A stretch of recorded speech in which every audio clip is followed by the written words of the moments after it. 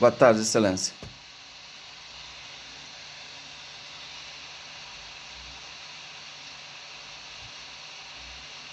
Sim, Excelência, assistente de acusação.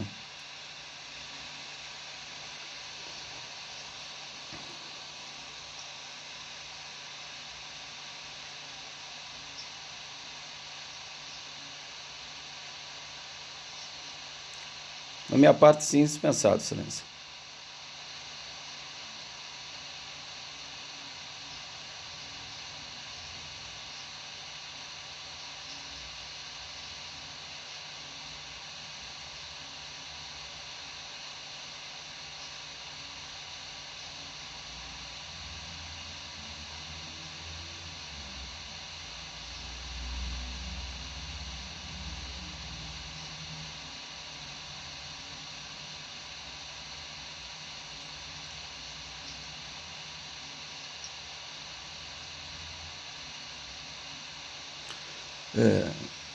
Excelentíssimo senhor doutor presidente desta egrégia Câmara Criminal, excelentíssimos demais desembargadores, a desembargadora relatora, recebo os cumprimentos da defesa, o senhor procurador de justiça, os demais advogados presentes, e sempre é um prazer estar diante desse Tribunal de Justiça, que é um dos maiores tribunais de justiça do mundo, em volumes de processo. Isso é muita satisfação para o advogado estar diante de Vossa Excelência, que desempenha um papel essencial na pacificação social, na administração da justiça.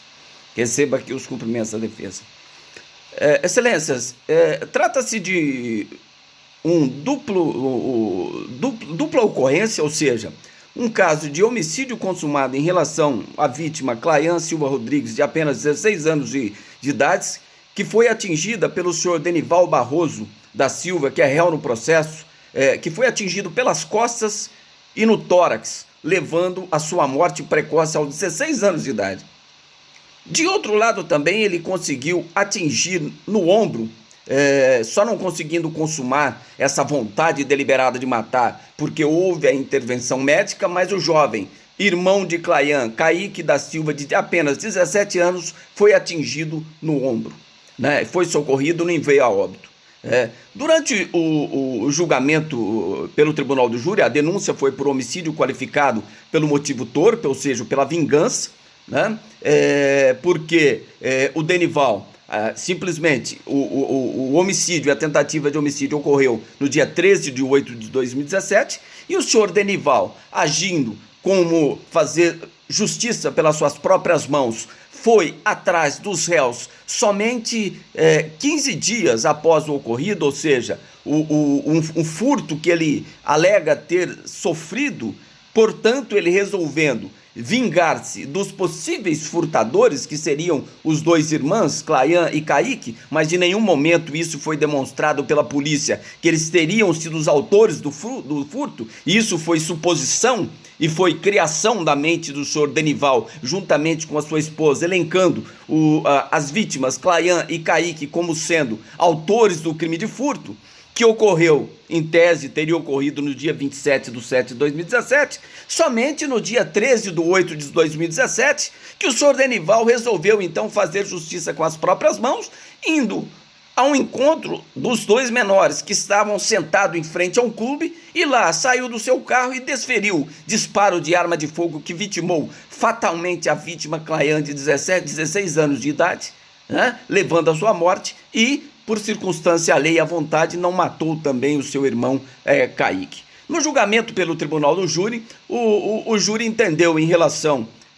à tentativa de homicídio em absolver o réu da imputação de tentativa de homicídio contra Kaique e reconhecer o homicídio simples na forma privilegiada em desfavor do Claian, de apenas 16 anos, que foi vitimado sem qualquer chance de reação, porque a denúncia é clara, a prova foi produzida claramente, que eles estavam fugindo quando o réu chegou para matá-los. Eles estavam fugindo, correndo do réu, e ele disparou, acertando fatalmente um e atingindo O outro também que só não morreu por circunstância alheia à sua vontade. Preliminarmente, no seu recurso, a defesa sustenta a nulidade do julgamento, porque, senhores desembargadores, a defesa não foi intimada do artigo 422. A defesa juntou um subestabelecimento no processo e a publicação da intimação do artigo 422 saiu em nome de outro advogado que já não mais representava os interesses da vítima no processo, a mãe dos acusados, senhora Kelly Cristina da Silva.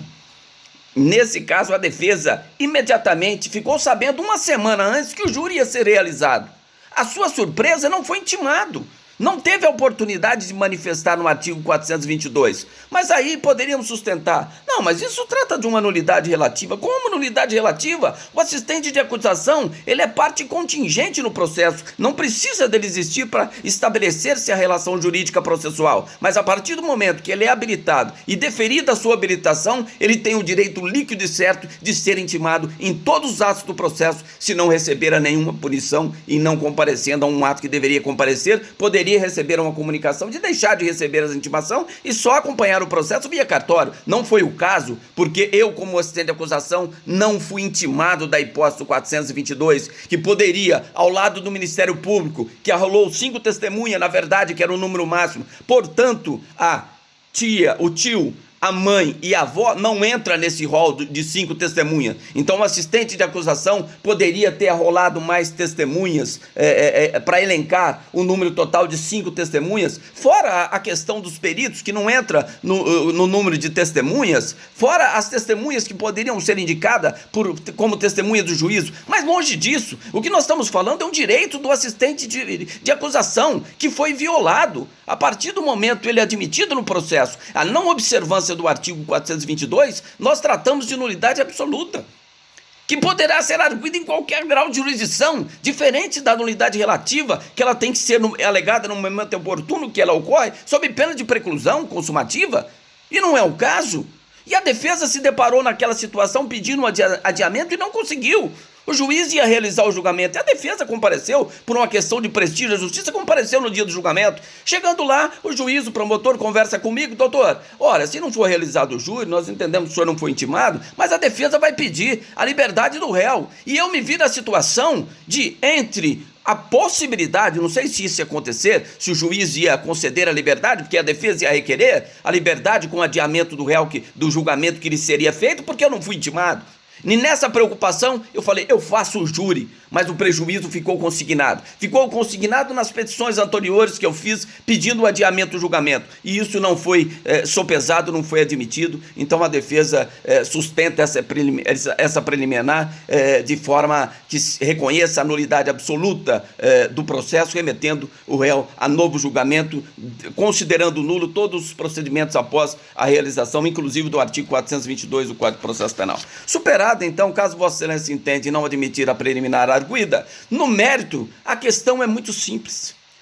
O réu tentando se vingar, utilizando-se do motivo torpe, que é a vingança, esse motivo repugnante, querendo fazer justiça com as próprias mãos, ele vai ao encontro dos 2 menores que estavam em frente ao clube, descendo do carro e repentinamente tira a arma e dispara contra o tórax da vítima, pelas costas de uma das vítimas e acertando o ombro da outra vítima, que estava em fuga, porque percebeu, quando ele desceu do carro, vocês que me furtaram a minha casa, peraí, vamos acertar a situação. Em resumo, foi isso que aconteceu. E nesse contexto, isso ficou demonstrado durante o tribunal do júri, até mesmo pelas declarações do próprio réu e da própria esposa. Ora, nós suspeitamos que foram eles os autores do furto. Portanto, ele indignado, quase mais de 15 dias depois do ocorrido, ele procura os menores para ceifar a sua vida. E o tribunal do júri, a partir do momento que conhece o privilégio que ele teria agido por violenta emoção e que não foi uma vingança, isso afronta a questão da própria justiça. A decisão é manifestamente contrária à prova dos autos. Então, em relação ao réu Claian, um menor de 16 anos que foi vitimado, e o tribunal do júri diz, não foi vingança, fato reconhecido pelo próprio réu e pela sua esposa, que eles supunham que os menores teriam sido os autores do furto, por isso ele queria se vingar e foi se vingar.